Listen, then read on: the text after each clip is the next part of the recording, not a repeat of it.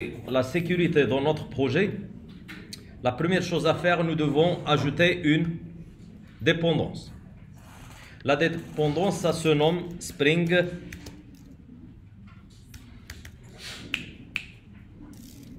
Boot Starter Security.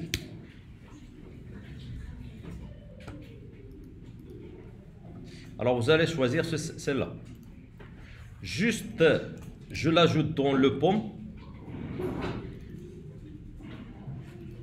Juste, je l'ajoute dans le POM et je l'enregistre. Bien sûr, je supprime la version comme il est courant. Je l'installe. Regardez ce qu'il va y arriver. Juste, j'exécute sans ajouter aucune chose. Directement, il va te générer un mot de passe. Ok? Il m'a généré un mot de passe. Le voici. Ça, c'est le mot de passe. Comment peut-on l'utiliser? Alors, voici notre application qu'on vient de voir tout à l'heure, n'est-ce pas? Directement, il m'a affiché le login. Ok? Qu'est-ce que vous allez faire? Vous allez écrire user et le mot de passe généré. Entrez. Il a accédé à la page. Ok?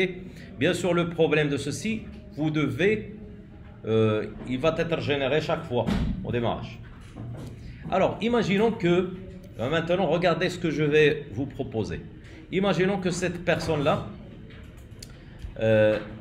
qui va travailler avec ton application, c'est juste une seule personne. Ce n'est pas nécessaire d'intégrer et de programmer l'ensemble des utilisateurs, leur autorité, les rôles et tout ça.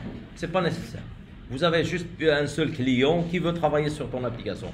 Alors, ça sera mieux pour toi peut-être si vous voulez. Vous allez prévoir à ouvrir la partie de la configuration et vous allez insérer un mot de passe spécifique, par exemple. Un user et un mot de passe. Donc, user name. Et vous allez le spécifier comme vous voulez. Je vais dire, par exemple, admin. OK? User.password. Et vous allez choisir maintenant admin aussi. Je répète l'exécution maintenant. De la même façon. Alors, il est en cours d'exécution. Donc, ceci. Attendez, je vais voir. Ouais. Le voici, il n'a pas encore sorti.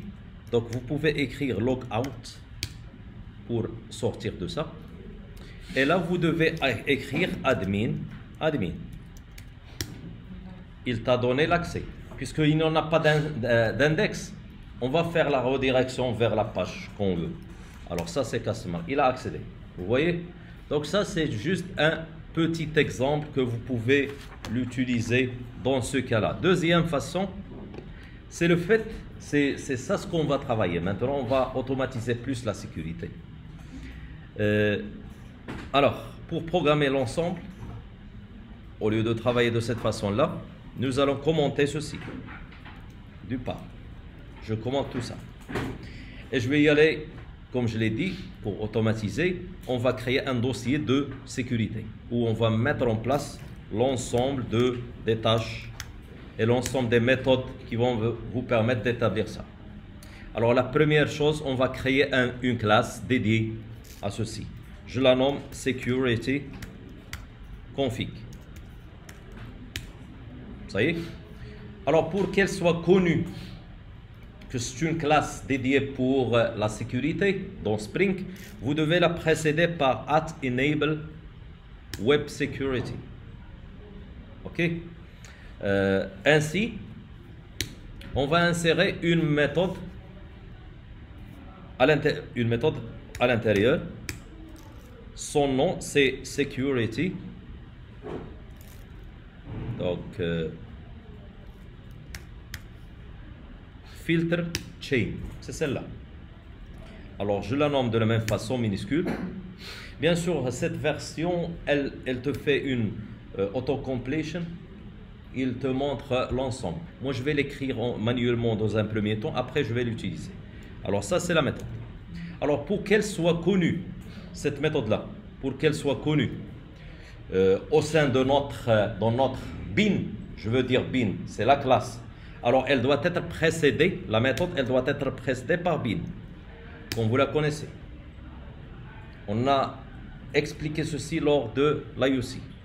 Alors, pour qu'il analyse l'ensemble des méthodes, c'est-à-dire cette classe-là, on doit la précéder par configuration. OK? Et je poursuis maintenant. Alors, pour travailler avec ça, on doit déclarer le HTTP security. HTTP security. Je la déclare en minuscule. Puis après, je commence. Si vous accédez à mes vidéos d'atelier, vous allez trouver certains modifs concernant certaines lignes ici. Pourquoi faire? Parce que la dernière version de l'année dernière, ça fait un an qu'on a établi ceci, c'était la version de Spring, toujours elle est en innovation. Donc si vous accédez à POM et vous allez y aller à Parent, vous allez trouver que la version c'est 3.2.4. C'est la version existante maintenant même. L'année dernière c'était 3.2.2 je crois, 3.2.2. Juste entre 3.2.2 et celle-là, ou la 3.2.3, je ne m'en souviens pas. Donc il y en a un changement. Juste entre les deux, il y en a un changement dans les lignes. Ça ne va pas être certains, ils ne seront pas compatibles. Vous allez voir comment. Par exemple, ici, je veux dire, lance-moi le login par défaut. Votre login qui est par défaut. Donc, je vais dire point, ou je spécifie form login. Vous voyez qu'elle est soulignée, ou la barrée. Pourquoi elle est barrée?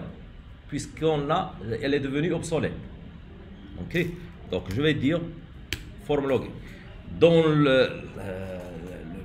c'est-à-dire ce que j'ai écrit avant, vous allez trouver ceci point virgule directement. Mais là, vous devez spécifier que c'est un quoi? C'est quelque chose qui est par défaut. Donc maintenant, ça marche. Ok, il est souligné puisqu'on doit insérer la partie d'exception. Donc je l'ai inséré. Ça y est, ça marche. Et je poursuis. Maintenant, je dois faire le build, l'exécution de ceci. Ok? C'est réglé. Alors, je poursuis. Notre exemple que je vais prendre en main maintenant, c'est le fait de mettre en place l'ensemble des utilisateurs, non dans la base de données, mais plutôt dans la mémoire. Dans la mémoire de notre codage. Imaginons qu'on a 3 personnes qui vont utiliser notre application, comme je l'ai mentionné dans l'atelier aussi. Donc, j'ai un admin qui a l'accès global, à notre application. On peut revoir l'application, c'est celle-là l'application. Alors, il a la possibilité de supprimer, de modifier et d'ajouter. Ça y est? Ça, c'est l'admin. On a une autre personne qui se nomme cashier. Cashier, c'est le caissier ou bien caissière. Elle a la possibilité juste de visualiser et d'ajouter. Par contre, l'accountant, c'est le comptable, il a la possibilité juste de visualiser. Il n'aura pas le droit de ceci, ni de l'ajout. Ça y est, vous avez saisi. Donc, on va dispatcher les rôles pour apprendre comment dispatcher les rôles dépendant de 3 personnes. Alors, ces 3 personnes, je vais les créer dans une méthode qui est prédéfinie ici, dans le filtre, plutôt le security config. Alors, qu'est-ce qu'on va faire? Nous allons déclarer, bien sûr, toute méthode, elle doit être précédée par bin ici, pour qu'elle soit connue. Public, et je vais dire in memory. La voici. Donc, je choisis ceci. Il l'a mentionné. Vous la voyez? Donc, puis après, qu'est-ce qu'on va faire? Nous allons faire un return, ok, de ceci. Puis après, je vais déclarer l'ensemble là. Ok, regardez. Au sein de Spring, on a un outil qui se nomme User Details. Alors, comme vous le voyez, si j'écris User, vous allez voir qu'il est parvenu d'après User Details. User, il va te permettre de créer des utilisateurs avec leur rôle, leur password, leur tout. Donc, si vous voulez travailler de cette façon-là. Alors, je peux faire with the user. Je vais dire le même nom que je viens de choisir. Vous pouvez choisir Omar, Ali, ainsi de suite. Les noms que vous voulez. Alors, dot, et je vais lui affecter un password. Le password, il sera juste 1, 2, 3. Puis après, je vais lui affecter des rôles. Alors, les rôles que je viens de vous citer tout à l'heure, je vais les établir maintenant. Alors, disons que c'est admin. OK? Ça, c'est un admin. Je dois juste ajouter le build. OK? Ça, c'est le premier. Si vous voulez, OK, je passe et je vais copier tout ça. 1 et 2. J'ajoute point virgule. C'est réglé. Alors là, c'est un cashier, comme on l'a dit. Cashier. Le dernier, c'est un accountant. Alors, cet accountant, il en aura un droit, un rôle de guest, si vous voulez. On peut le nommer user. Par exemple, son droit, c'est juste un user, simple user. OK? Cette personne, on peut lui dire affecter cashier. Bien sûr, tous ces noms, vous pouvez les changer. Les noms admin, cashier, accountant. Moi, j'ai choisi en minuscule et juste pour me souvenir. Quoi d'autre? Si vous voulez, ici, cette personne-là, vous pouvez lui ajouter une autre casquette, un autre rôle. Vous pouvez lui ajouter ce que vous voulez. Par exemple, user. Vous voyez? Donc, certaines personnes, ils peuvent avoir un accès bien défini, puis après, vous pouvez lui ajouter d'autres accès, dépendant des rôles. Alors maintenant, si on veut, on peut lancer l'application et voir qu'est-ce qu'il vient d'avoir dedans. Alors, je l'exécute. Regardez là. Je passe ici. Alors, comme je l'ai fait tout à l'heure, log out. Et je reviens. Ça y est. Donc, je vais faire admin. Admin 1, 2, 3. Entrée. Qu'est-ce qu'il a donné? Il m'a donné une petite erreur. Mais il a accédé. Juste redirection. Mais attendez. Regardez cette erreur. There is no password encoder. Il te mentionne qu'il n'y en a pas d'encodage de ton password, de ton mot de passe. Tu ne l'as pas encodé. Ça, c'est juste t'informer de ça. Mais si vous voulez y accéder, vous pouvez écrire Customers List. Tu en as l'accès. Ça y est? Alors, comment résoudre ce problème-là? On a deux façons. La deuxième, c'est la plus choisie. Donc, vous pouvez, pour sauter ceci, vous pouvez lui ajouter un noop. Un noop, comme ça. Donc, je vais le copier pour l'ensemble pour ne pas avoir ceci. Là. Et la troisième, ceci. Et je revois tout ça. Alors, encore une autre fois, log out. Ça y est. Alors, maintenant, je vais établir admin. Admin. Admin 1, 2, 3. Entrée.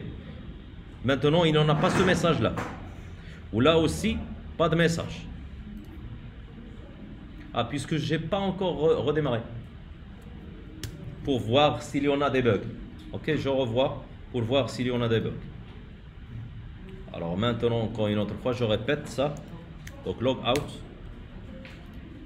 Alors, on a dit admin. Ça, c'est 1, 2, 3. Entrée. Pas de message. Et là, il n'y en a pas de bug. Vous voyez? Donc, au lieu de travailler de cette façon-là, ça va être mieux pour nous d'encoder ceci. Alors, comment peut-on encoder? On va ajouter une nouvelle méthode là. Ça s'appelle bcrypt. Mais avant d'expliquer tout ça, je vais y aller ici pour vous expliquer. Il y en a plusieurs algorithmes qui vont vous permettre de hasher votre mot de passe. Le MD5, il a été créé en 91. OK? Mais il a des problèmes. On a laissé tomber de travailler avec en 2004. OK? Il y en a le bcrypt qui a été lancé en 99. Il est robuste jusqu'à maintenant. Son concurrent, c'est scrypt, développé en 2009. Il s'inspirait d'après le bcrypt. Et le dernier, c'est Argon 2. Ça s'appelle le petit nouveau qui se base sur les deux autres. Ou c'est mieux placé que les deux autres. Alors pour nous, qu'est-ce qu'on va faire? Nous allons travailler avec le bcrypt. Alors pour ce faire, j'ai déclaré ceci. Il a ajouté la bibliothèque. Bien sûr, si vous monter ici, vous voyez qu'il a ajouté ça. Comment faire? On va retourner notre bcrypt ici. Point virgule. Alors, c'est fait. Alors, comment travailler avec ça? Alors, si je reviens là, je peux directement utiliser le bcrypt comme ça et dire crypte-moi ceci. C'est fait. Alors, là aussi, on va l'établir. Puis après le dernier choix. Bien sûr, c'est pas comme ça qu'on va travailler. C'est lorsque l'on aura une base de données, on va crypter et les envoyer cryptés. Alors maintenant, de la même façon, vous pouvez refaire le logout et vous allez voir que admin est là 1, 2, 3. Il a accédé avec le cryptage. Ça y est, on a fini la partie in memory. Mais la prochaine sera différemment.